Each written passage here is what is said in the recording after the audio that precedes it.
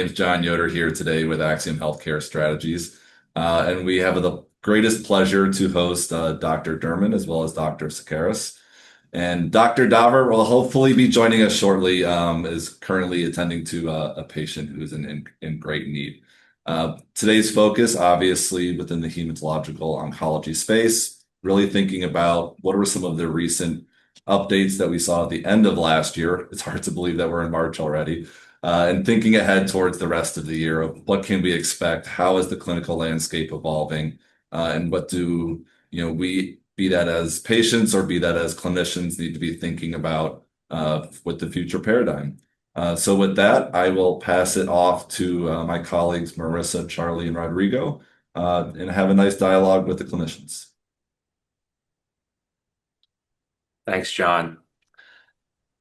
So kicking us off, in the past year, we've seen some very exciting updates across the spectrum of hematological malignancies.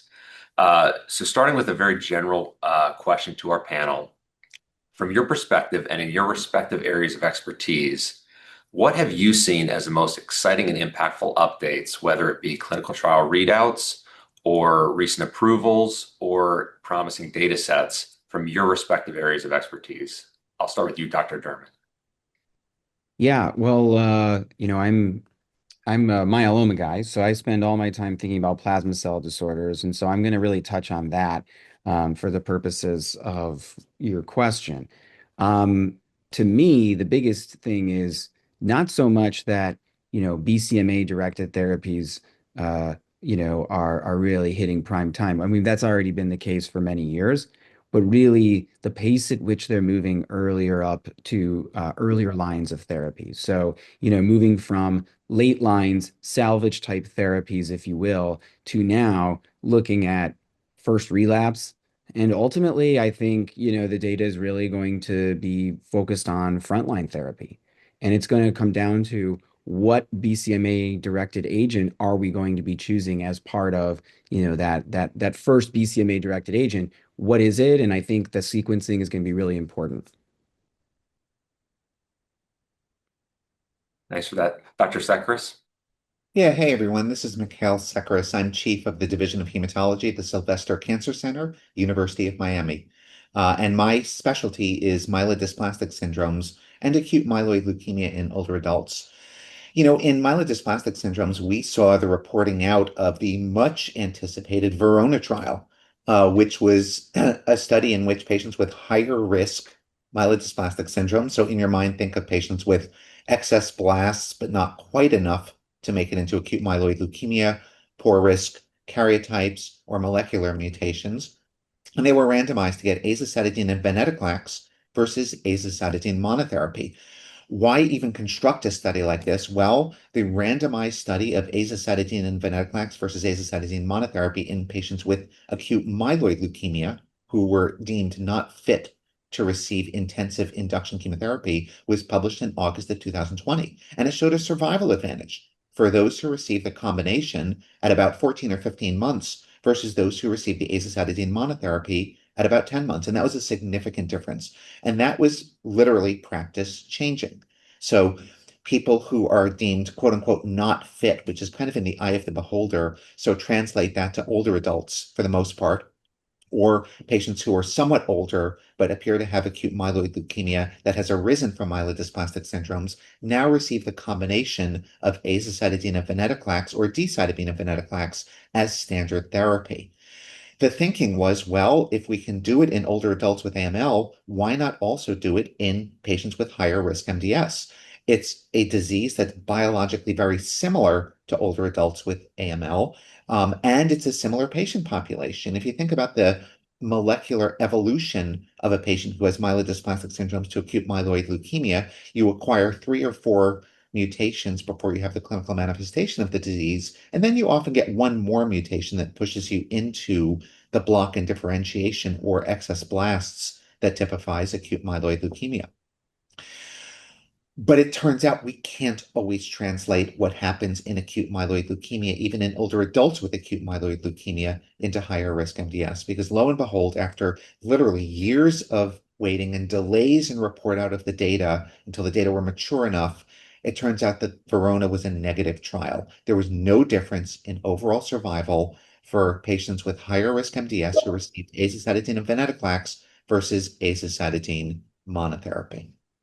So that was the biggie in higher risk MDS this year. And it kind of called into question our approach of how we're designing trials for patients with higher risk MDS, as this is yet another tombstone in the graveyard of add-ons to hypomethylating agents that we've tried to explore in higher risk MDS.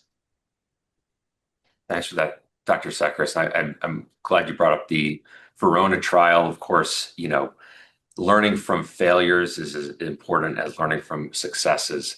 In AML, we have been a little bit more fortunate with the number of therapies that have been successful in development versus high-risk MDS. We have recently seen approvals for two menin inhibitors, revumenib and ziftomenib.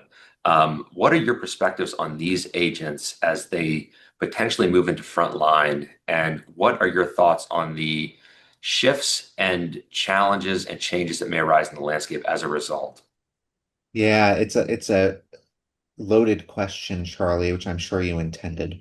Um, you have to look back to kind of the history of development of targeted agents in acute myeloid leukemia to recognize where we've come with menin inhibitors. Remember, when we were first developing FLT3 inhibitors way back in the Stone Ages, and we're giving it as monotherapy, we didn't even get any responses. The best we got was a lowering in blast percentage, but that was enough to then design the Ratify trial of adding midostaurin to standard 7+3 therapy for acute myeloid leukemia versus 7+3 alone. Sounds simple enough. That study took about a decade to complete, right? These are not easy questions and not easy patient populations to study.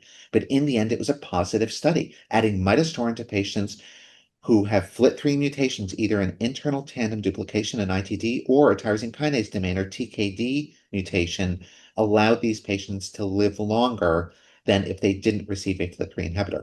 Interestingly, they didn't have higher remission rates, but they lived longer. Okay, so now bring that forward to the IDH inhibitors, ivosidenib, enasidenib, and olutasidenib for patients with either IDH1 or IDH2 mutations. Now, as monotherapies in the relapse refractory setting, you're starting to get response rates that are about 40%. Now, I'm going to give kind of broad definitions of overall response rates. I want us to be careful, though, to not include in those overall response rates terms like morphologic leukemia-free state or marrow CR. These are bandied about and used in earlier phase trials in both AML and MDS, but I'm not convinced they actually translate into something that's clinically meaningful to a patient. So they're more hypothesis driven. So you may go online, see higher overall response rates than I'm reporting. I'm subtracting out those terms because I don't really think they should be included in an overall response rate. But still, you're getting real responses, CRs, to monotherapy now in targeted agents in relapse refractory AML, and they're responses that are lasting for 4, 6, 8 months. So they're real responses. Now let's get to the menin inhibitors. You're seeing overall response rates, like real responses, that are falling now more in about the 20% range as monotherapy. Okay. This is not something I'm going bananas about, because it's a modest response in patients who have relapsed refractory disease. But these folks tend to be more heavily pretreated. They have a KMT2A mutation, which is a bad actor, right, traditionally. So you're actually getting responses. And now it gives us the opportunity to add these drugs in combination and start to move them front line, just as you heard Ben refer to in what they're doing in myeloma. Thanks for that perspective. One other follow-up for you, Dr. Seckers, and then I'll move back to you, Dr. Derman, to follow up on your initial response. One of the more exciting readouts at ASH was actually an academic trial. It was the phase 2 paradigm trial of Ven/Aza versus intensive chemotherapy. Could you briefly speak to the key findings of the study for the benefit of the audience, and also share your perceptions on the potential impact this could have on clinical practice? Yeah. So that was an interesting study. It was a plenary presentation. I think it's fair to say it's somewhat controversial among leukemia doctors, how much there is buy-in for it versus not buy-in for it. I will also give a personal plug. So we just have online now the very first trial of ven plus aza given to younger adults with AML. And this was a collaboration that we had at University of Miami with Dan Pollier at University of Colorado. So that's actually the first trial that has been published in full looking at younger adults getting ven-aza. And what we found, similar to what was seen in the Paradigm trial, is high overall response rates, survival that seems comparable to what we've seen historically with patients getting 7+3. We also did enroll younger patients on average than what was seen in the Paradigm trial. The Paradigm trial, younger is often defined as less than 65 or less than 60 years of age in AML. Paradigm trial got kind of close to that number. So they did the older, younger folks in that study. Now, that did see an improvement in progression-free survival, but not overall survival. And I think that's the key to this. So, we've been wringing our hands in the myeloid community because we have been rigorous over the past 2 decades at demanding a survival advantage for randomized trials like this before we Mhm. change our paradigm, and before we change what we consider standard of care. So the question is, are we being too rigorous? Should we be making incremental steps like Ben and his colleagues in the myeloma community have been doing so that eventually we build to an overall survival advantage over Mhm. time? Or should we stick to our guns and insist on an improvement in overall survival as the ultimate gold standard of modifying our standard of care? So the Paradigm study was intriguing. It did show a PFS advantage that was significant. It did not show an overall survival advantage for ven-aza versus 7+3. One more issue I want to bring up before you kick it back to Ben, so I don't monopolize this, is when you're talking about a younger adult with AML, one thing that's nice about 7+3 and post-remission therapy is it's finite. You have them in the hospital for a 4 to 6 week period. The treatment-related mortality rate for a younger adult getting 7+3 is relatively low. It's less than 5% in the right hands. Then you give them post-remission therapy, and maybe that lasts for another 4 months. So by the end of 6 months, they're done, and they may never have to see a drop of chemotherapy again. What do you do if you've started them down the path, though, of giving venetoclax and azacitidine, which is every month, every month, every month, ad infinitum? Mhm. And is that something that's reasonable? Do we now need to pivot to develop approaches where there is an end to this for younger adults, since we are seeing what look to be kind of comparable response rates? Or is there no end to this? When is it that we define an endpoint with that sort of therapy? And we just Mhm. don't know the answer to that yet. Yeah. Thank you, Dr. Sekeres. Uh, Dr. Dermot, MM has maybe been compared to AML and certainly compared to MDS, an area of very rapid innovation and change.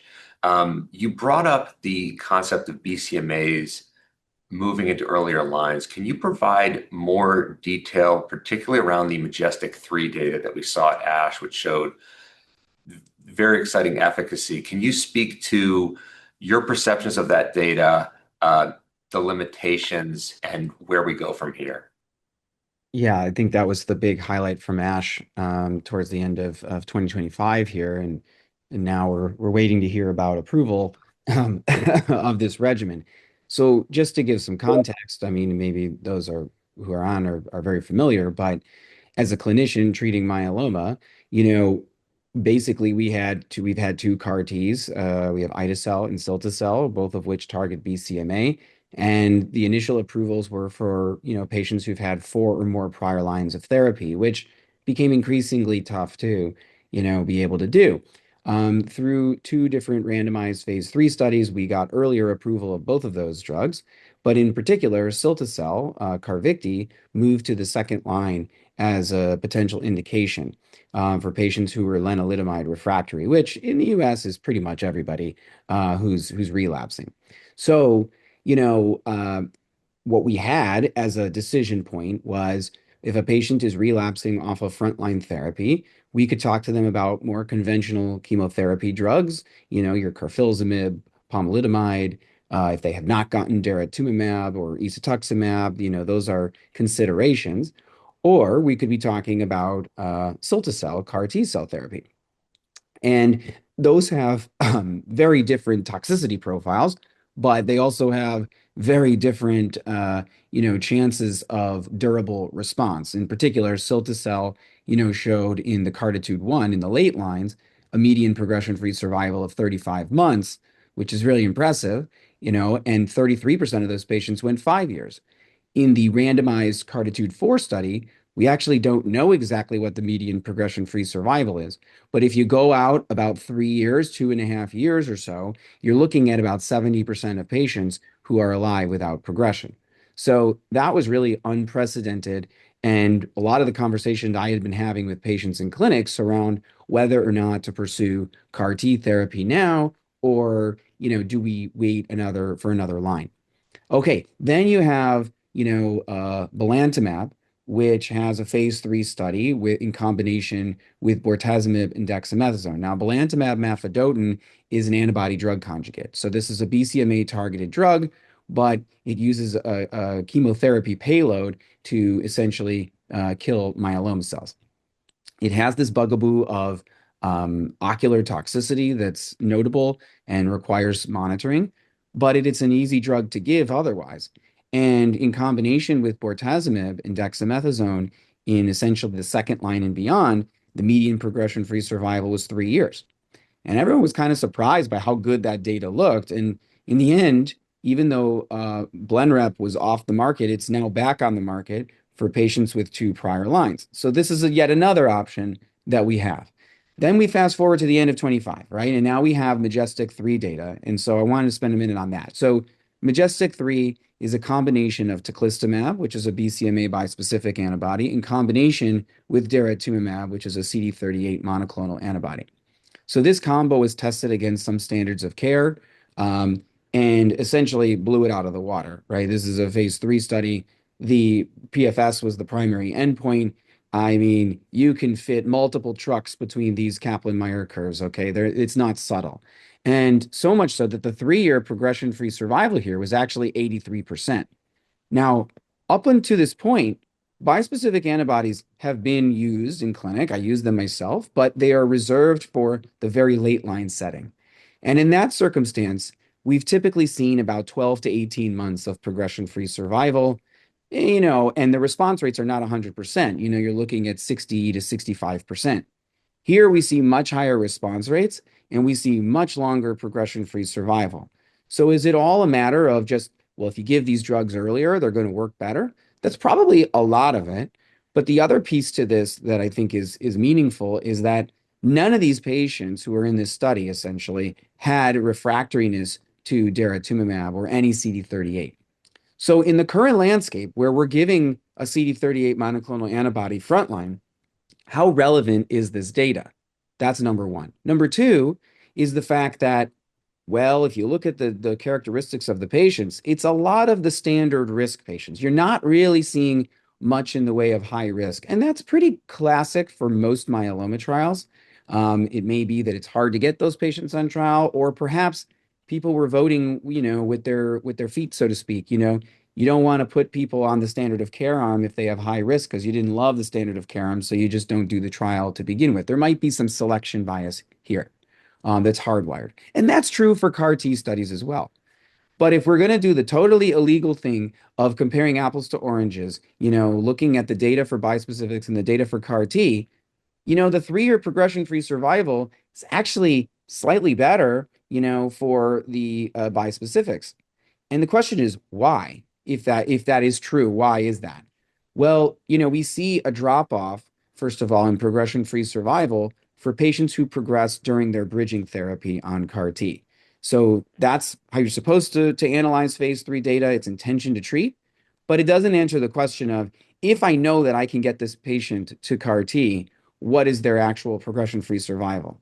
But even in those circumstances, when you select out the very best standard risk patients who got CAR T, you're still right about where we see the Majestic 3 data. And so if this regimen gets approved tomorrow, let's say, And I don't know, the voucher is being used for this regimen. So we'll see what the FDA says and when. It should be soon.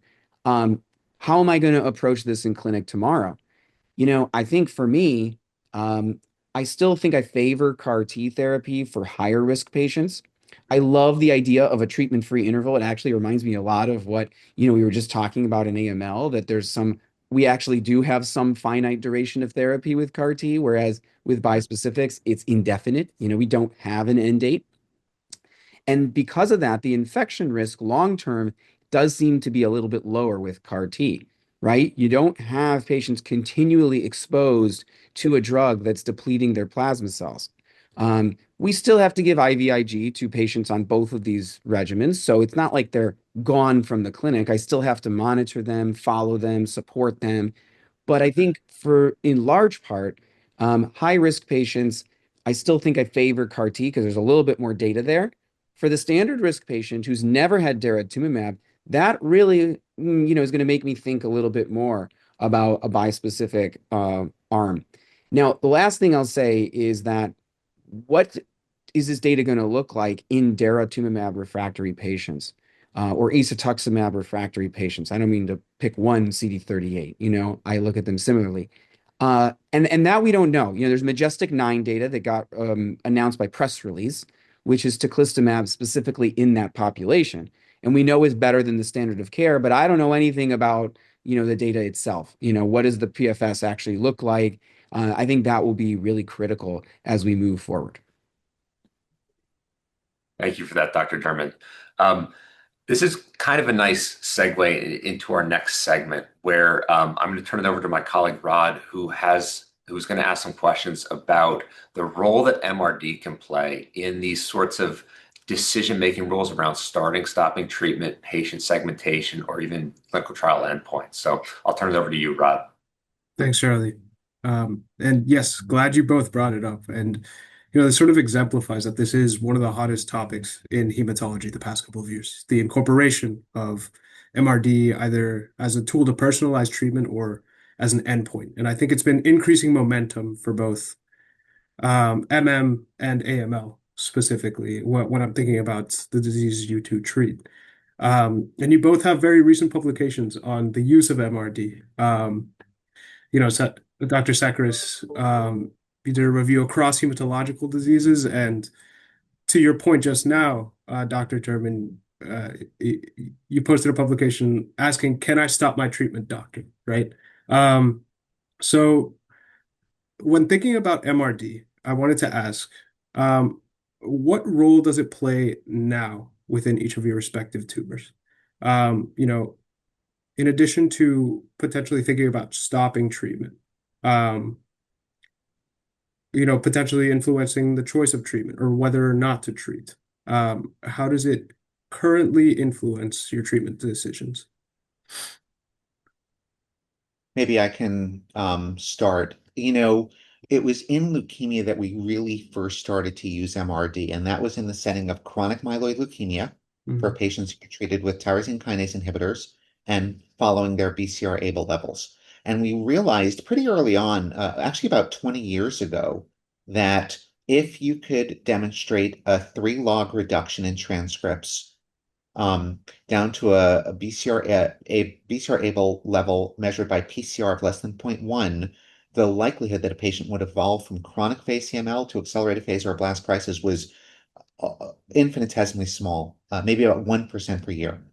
And in fact, follow-up studies of the initial IRIS study that that led to the full approval of imatinib showed that those folks who achieve these sort of deep remissions have a survival that's the same as age-matched controls who never had a leukemia diagnosis at all, right? Wow. I mean, that's mind-blowing that you're now comparing people not just to others with the same diagnosis, but to people who never had cancer. So that was the proof of principle that this could be done in myeloid malignancies. The next step in focusing on this has been acute promyelocytic leukemia, where once again it's defined by a specific mutation, a PML-RR alpha translocation, which we also followed for evidence of relapse. In that case, we were using MRD as an excuse to reinitiate therapy to minimize side effects to that therapy. So that we lowered the chance that patients were going to have things like differentiation syndrome or bleeding complications, which are the two things that really kill people who have acute promyelocytic leukemia who are undergoing therapy.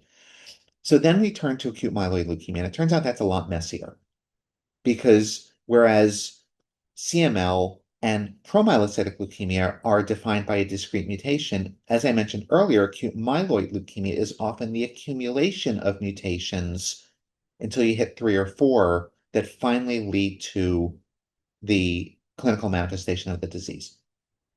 Now, often patients, particularly those who are older, evolve to AML from a previous antecedent hematologic disorder.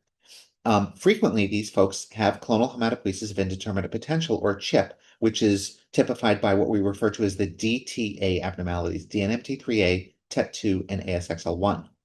So then studies started to come out looking at MRD. Sorry for this long prologue to it, but I think it's important to understand why AML is messy. So then you have folks in AML who are a little closer to acute promyelocytic leukemia in that they have an NPM1 mutation, which is a good risk mutation in the absence of a FLT3 mutation. If you follow NPM1, then patients who have MRD are much more likely to relapse and have a worse outcome. That was a New England Journal publication. But it was also found around the same time, and this was about a decade ago, that if you had DTA mutations and had measurable residual disease afterwards, it didn't matter. So those did not predict that patients were more likely to relapse, probably because that was the antecedent disorder that eventually evolved to become AML. So, and we've often said that when we treat AML, particularly in older adults, we're resetting the clock back to their antecedent hematologic disorder.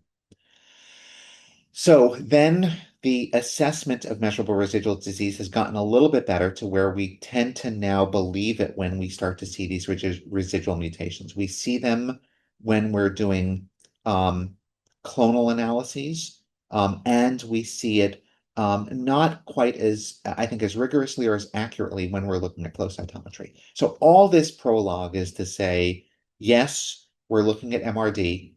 I still don't think it's quite as accurate as the MRD we've used in CML or acute promyelocytic leukemia. It's not as accurate as what we use in acute lymphoblastic leukemia, but we're reacting to it. And if not reinitiating therapy, recommending that patients undergo hematopoietic cell transplantation.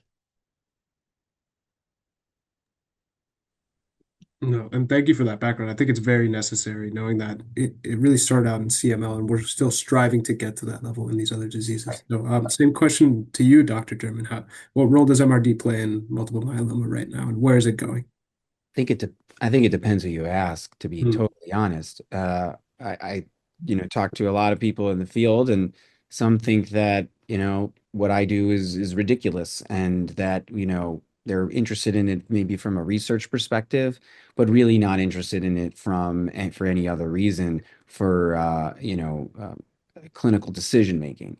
So, I mean, I think that's kind of a good summation of where it stands. But to dive a little bit deeper, I mean, from the research end, there's a lot of interest, right? And I think and that's because of the, prognostication that you get from MRD in myeloma. Right now, the very best that we can do is 10 to the minus sixth, 1 in a million. So we can do that through next generation sequencing, for instance, like, Adaptive's clonoSEQ assay, which is probably most commonly used, and is centralized and standardized. Or you can also do next generation flow, which is a little bit more common in Europe, but we have it, for instance, at the University of Chicago, where we're at, for cases where we can't get NGS. So, you'll see this commonly being used now as either an endpoint. First it was a secondary endpoint in trials, but now the focus is using it as a primary endpoint. There was an ODAC meeting, back in 24 talking about this. And basically the thought was that there was it was a favorable ruling, widely favorable ruling in favor of using a combination of a complete response and MRD negativity as a composite endpoint that could be used for accelerated approval. And then we had radio silence from the FDA on it. until last month. The FDA actually published their own guidance on MRD as an accelerated endpoint, and essentially opening this door for this to be done. Now, pharma has already reacted to this, right? As a PI on many studies, I can tell you a lot of the studies were amended to at least add this as a co-primary endpoint or as a primary endpoint altogether. Now, if you read some of the fine print in the FDA's position statement, they sort of say, listen, all of the data that was generated to get to this point was not done with bispecific antibodies, CAR T therapy, these immunotherapies that are coming down the pike, which we know can get patients to MRD negativity earlier and quickly and in higher rates. But does that always translate into a progression-free survival or overall survival benefit? That actually we don't know. And so I don't know how the FDA is going to react to this. The other thing is, it's not as simple as saying, oh, there's statistical significance between the MRD negativity rate in Arm A and in Arm B. During the ODAC meeting, this didn't make it into their position statement, but in the ODAC meeting, the FDA brought up this idea of a surrogate threshold effect, which is to say, just because you reach some statistical significance in MRD negativity doesn't mean that it's going to translate to a PFS benefit or an OS benefit. There's actually a certain difference that you should be able to see that will then correlate with that. And so everybody's trying to figure out how exactly this is all going to work out. And I think from an industry standpoint, where we're headed is just that, industry is going to say, well, we're going to measure this. We can use it either as a multiple primary endpoint or co-primary endpoint. And if we're able to use that to get to accelerated approval, great. If not, we still have our PFS to be able to look at. So I think this is a really evolving concept, but now we all have to be much better about actually getting bone marrow biopsies at the time of a complete response to confirm MRD negativity. It's something that we do commonplace, where I'm at, because we've been using MRD for some time. But for a lot of places, this means extra bone marrows for patients, extra testing, and also, how much you pull out for a bone marrow aspirate. All these things actually matter, and your technique matters. Okay, so that's really the prognostic end of it and sort of the regulatory aspect. But what about for guiding clinical decision making? Because this has been probably the toughest thing to actually prove. So, listen, I'm not trying to hype my own data here, but we did a study where we actually looked at taking patients who had MRD negativity, and we said, well, we're going to stop your maintenance therapy. You've had sustained MRD negativity at 10 to the minus 6th. And what we found is that at 3 years out, 85% of patients have not progressed. And actually, about 70% of patients, 68 to be exact, did not were still MRD negative.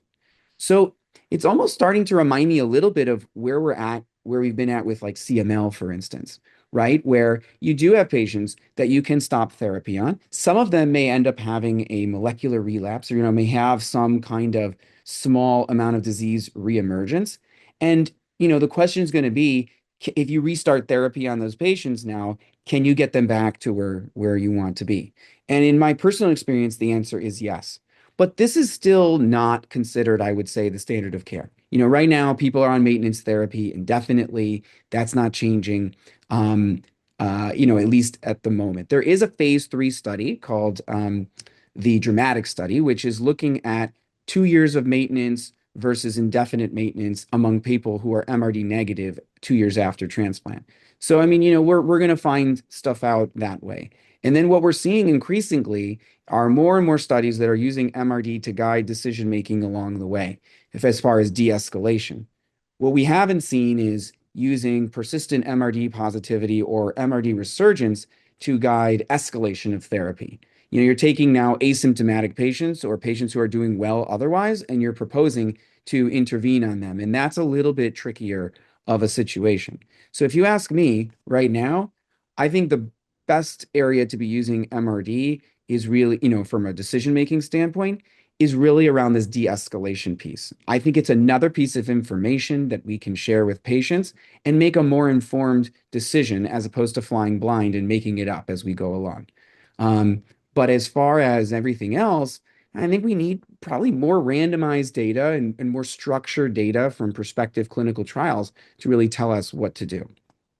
No, Ben, I wonder if I absolutely. can actually react a little bit to what you just said, because I think the part about stopping therapy is intriguing, right? It's intriguing to all of us because my word, if any of us were in our patient's shoes and taking something ad infinitum, we would want an off ramp as soon as possible, right? The therapy cessation question in CML is fascinating because, of course, there were the studies that came out of Europe that showed that if you stopped therapy in patients who had, sometimes it was defined as a 2-year period of not being able to detect their molecular transcripts at a log of 4.5, or 3 in a row, which is about the same if you measure them every 6 months, that 50% of them at 2 years won't relapse, right? That's the glass half full aspect of this, which as hematologist oncologists, we're taught to look at, right? But I think I like to say by definition, our job description includes optimist. The glass half empty part of that, though, is that 50% relapsed with one of the most phenomenal therapies ever developed in medicine, right? We're deliberately stopping a therapy that made it to the cover of Time magazine. And what happens with those 50% who relapse, which is the question you just asked? And if you look carefully at some of these papers, most of them do go back into a deep molecular remission, but not all. So are we willing to sacrifice those few for the others who'll be able to go at a longer period of time without therapy? The other thing that bothers me about treatment cessation is that if you think about it, or when we give a drug like a tyrosine kinase inhibitor for patients with chronic myeloid leukemia, are we really eradicating the original clone that led to the disease? Or are we eliminating some of its interim henchmen as that cell has matured, right? And the way I think about this is, my word, we have to have a pretty primitive stem cell in CML for it to evolve into either acute myeloid leukemia or acute lymphoblastic leukemia. It's so primitive, it's earlier than the initial differentiation into lymphoid versus myeloid. And I'm bet a drug isn't touching that original clone. And what we're seeing is just the natural history of that disease evolution, stop it, and how long that's going to take. So I guess I'm much more on the conservative side of this. I'm not all in with treatment cessation, but if I were to do it, I'd probably follow the advice that Hagop Kantarjian gave me at MD Anderson. They're now, instead of 2 years, waiting for 4 years of molecular negativity at 4.5 logs before they'll even consider that treatment cessation. I And think it's a unique decision depending on what drug you're talking about. I mean, for most of us in myeloma, it's lenalidomide. My goal is to make sure they don't end up in your clinic, right? Because I don't want them to get MDS. I don't want them to get ALL. I don't want them to get AML. And the odds suggest that it could be 1 in every 30 patients that I start on lenalidomide or I continue lenalidomide maintenance. And here's the other thing.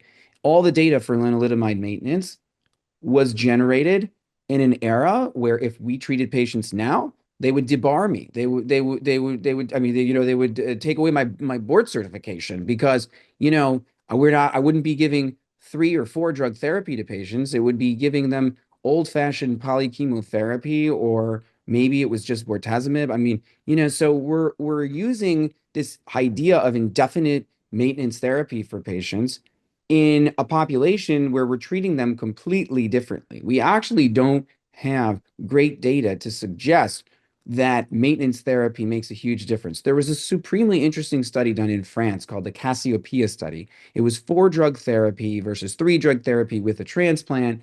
But then they did this second randomization that was a little bit mind-boggling at the time, and now I find it incredibly, informative. So what they did is they randomized patients to get daratumumab maintenance versus nothing. And they measured MRD all along the way. And wouldn't you know it, the patients who were MRD negative after transplant, or even, let me put it this way, the people that were MRD positive after transplant, many of those patients actually converted to MRD negativity a year later, despite not getting any maintenance therapy. Is that a delayed effect from transplant? Is there something about the immune system that kicks in or delayed effects from the other therapies? I actually don't know, but it makes me wonder, how impactful is maintenance therapy in this day and age? But I do agree with you, and I actually do this with my patients. As much as I would like to tell a patient that there are shortcuts, what I tell them is the exact opposite, that there aren't shortcuts. So for me, it might be starting with 2 or 3 drug maintenance therapy after transplant, which you could argue is not really maintenance, but whatever. Let's just call it maintenance for now. And then I say, all right, I need you to show me another negative result before we drop something, and then another negative result before we drop the next drug. And it could take 2 or 3 years to get to that point, to your point. So I do think there probably is going to be similar to what you're saying, with CML. You need a longer time, probably showing sustained MRD negativity. I guess my question is, what is the shortest amount of time that you need to show sustained MRD negativity to get there? And to build on what I was talking about earlier with bispecific antibodies and CAR T, if these move to frontline, if you look at some of the prelim data, like Majestic 5, for instance, 100% of these patients reach MRD negativity within 3 to 6 months. So now we're seeing this incredibly rapid attainment of MRD negativity. And does that mean that they don't have any disease? Probably not. To your point, it means there's probably something somewhere, at least at that point. But are we going to be able to get and sustain MRD negativity for quicker and longer, to be able to enable finite duration of therapy? I think that's where we're headed, at least with myeloma, but remains to be seen.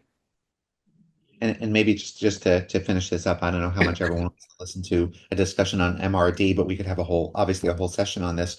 We analyzed MRD in the quizartinib trial, the registration study that led to quizartinib's approval, for FLT3 ITD positive AML. And what we found was actually really fascinating. Because of course the approval for quizartinib in the US does not include the maintenance phase of it, right? Just kind of the upfront therapy with quizartinib. And FDA is always loath to approve a drug that continues forever. So we looked at what the advantage was of that maintenance therapy, and what we found is that and we looked at it in patients who went to transplant as well. We found that those who achieved true MRD negativity, we had Mark Levis on the study, and he is a complete acolyte of there is no cutoff for MRD. You go as low as you can possibly humanly measure. So we did that with this. And if they were truly MRD negative, there wasn't an advantage to continuing therapy, and didn't appear to be an advantage to transplant. But if they were MRD positive, that's your excuse to continue with maintenance therapy. And that's actually when you should be taking these folks to transplant, even though the transplanters will argue the outcome is worse when they're MRD positive going into transplant. Of course, because they might not need the transplant if they're MRD negative. Yeah, no, it's fascinating hearing you both speak about not only the role now, but where we're headed. And I think it's incredible to hear about the strides that have been made in MRD in just the past 5 years. Um, and it's interesting to hear the similarities between the diseases that you treat, but also the differences, right? Talking about the disease and clonal heterogeneity in AML versus, the consideration for potential secondary malignancies in MM. So really fascinating. And I think to complement the discussion on how measurable disease, and our diagnosis of it is evolving. Going to hand it over to my colleague Marissa to talk about how treatments are similarly evolving and may fit into this future space that both of you are speaking of. Yeah, great. Thanks, Rod. And again, fascinating discussion on that sort of evolution of endpoint design around MRD and future treatment goals. In the last maybe 10 minutes or so here, we just wanted to wrap the conversation by discussing some of the remaining unmet needs in your respective fields and how the paradigms are moving forward to address some of these challenges. Basically, what's next and what are you most excited about? Dr. Derman, maybe we can start with you in the myeloma world. You spoke earlier on sort of the complications around selecting and sequencing BCMA therapies in particular. I think one question that's probably at the top of our mind for many of us who follow the myeloma world is how do you reconcile all of the updates from the last really 2 years when you think about selecting and sequencing therapies in the myeloma space? Yeah, I mean, I think right now it's still a very nuanced approach. I think it will remain that way. Part of the issue is you're contending with two things, right? You have um, essentially, six approvals or something like that for BCMA directed therapies. And, you know, the biology is such that you're only going to be able to use so many of these. That doesn't mean you're going to be able to use all six of these in a patient. And what I often talk to patients about is you might get two cracks at BCMA, at least in the current state of affairs. Maybe it will be more in the long run, but there are issues that develop, right? You may have a loss of BCMA expression. You may have point mutations that lead to resistance to BCMA-directed therapies. And so, even though that doesn't seem to be the broad majority of them, you also have to contend with T cell fitness, right? If we're going to use CAR T or we're going to use bispecifics, you're going to get T cell exhaustion with time. And so these therapies are not going to necessarily work as well. Mm. So, the way to look at it is your first shot is going to be your best shot at it, like pretty much everything in every cancer, right?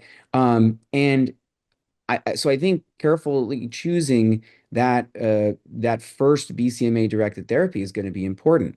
The nice thing with CAR T is that you get this treatment-free interval, and then you probably cause a lot less T cell exhaustion. And the data suggests that bispecifics and even antibody drug conjugates still work, maybe not as well as they would, in a naive state, but they still work after CAR T.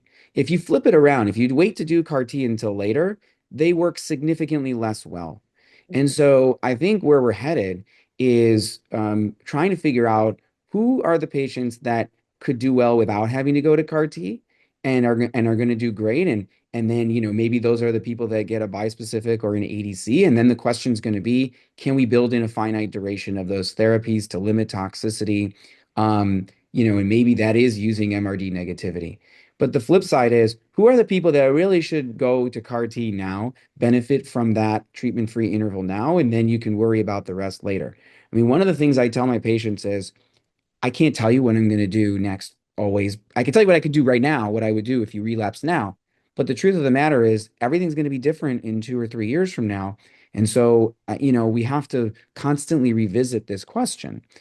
So to me, I think that's where it stands. The more short-term, immediate question is going to be second line. Should we be doing CAR T or bispecific, or should we be trying to fit in an ADC for patients? And I think you're going to factor in fitness, patient preference, disease characteristics. So it's a very nuanced conversation. And then longer term, it's going to be which one of these do we do in the front line? Absolutely. Yeah, that's a really great point. And it absolutely makes sense that as sort of the paradigm becomes more complex, right? Understanding which patients are going to benefit the most from different types of modalities and different types of treatments absolutely makes sense for the world of myeloma. I have And one quick. one other thing I'll add is reducing toxicity. So, Mm. how do we make CAR T safer? How do we make bispecifics safer? And how do we deliver these things maybe in a way that's better? So in vivo CAR T was super exciting, and I'm just really excited about the potential there as well. Yeah, absolutely. Thank you for bringing up in vivo CAR T. That was sort of another one of our questions, right? Myeloma is such a fascinating space in that there's so many effective and successful therapies that we're still learning to optimize, but that is not stopping the wave of innovation from coming through. So great to see that in vivo CAR T data. In the interest of time, I'll pivot to Dr. Sekaras to close us out here with some final thoughts on AML and maybe the broader world of leukemias. One of the interesting things in AML in particular is we're coming off of, or maybe moving into the next stage of this menin revolution, right? Very curious to hear if you have any thoughts on, where the field is moving in terms of maybe addressing or mitigating some menin emergent challenges that we've started to observe, and where the field might be moving in that post-menin context.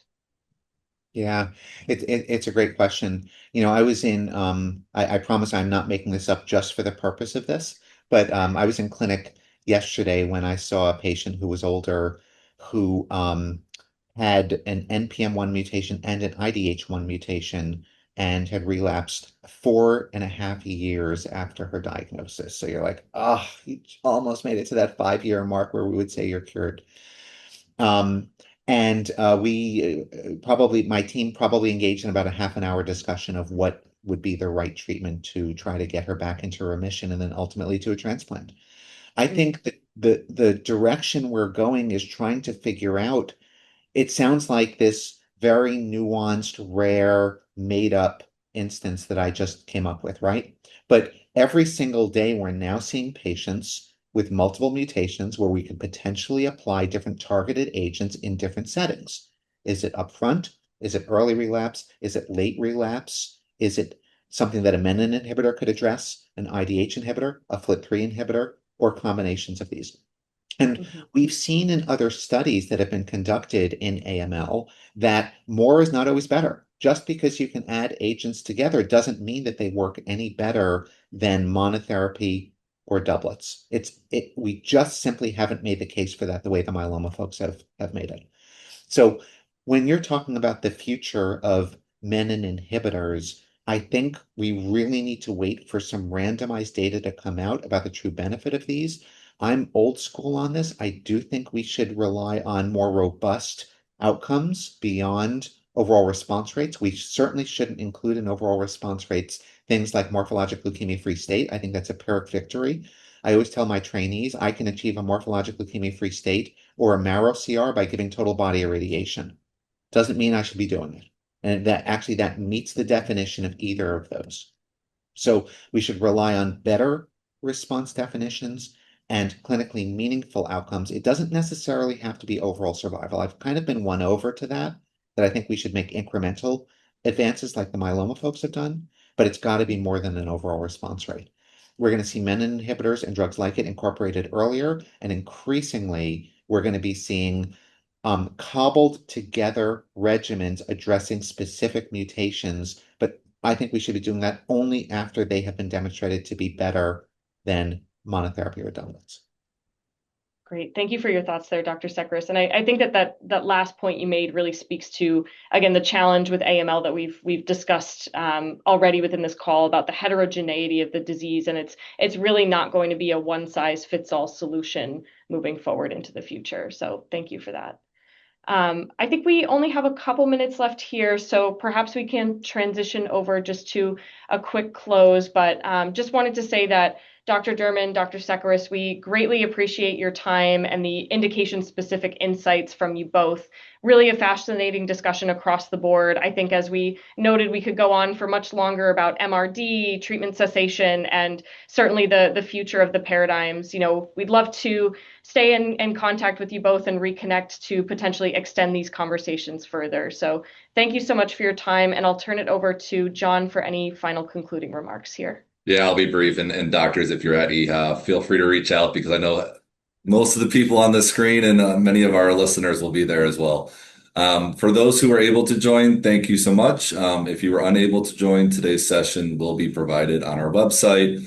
And I guess, as the doctor said, we'll maintain our optimism for future treatments as we kind of continue to address many of the unmet needs. And that 50%, to your point of even one of the drug that made the cover of Time magazine. How do we address those remaining unmet needs? And as always, thank you, doctors, and enjoy the rest of your day. Thank you, everyone. Thank you.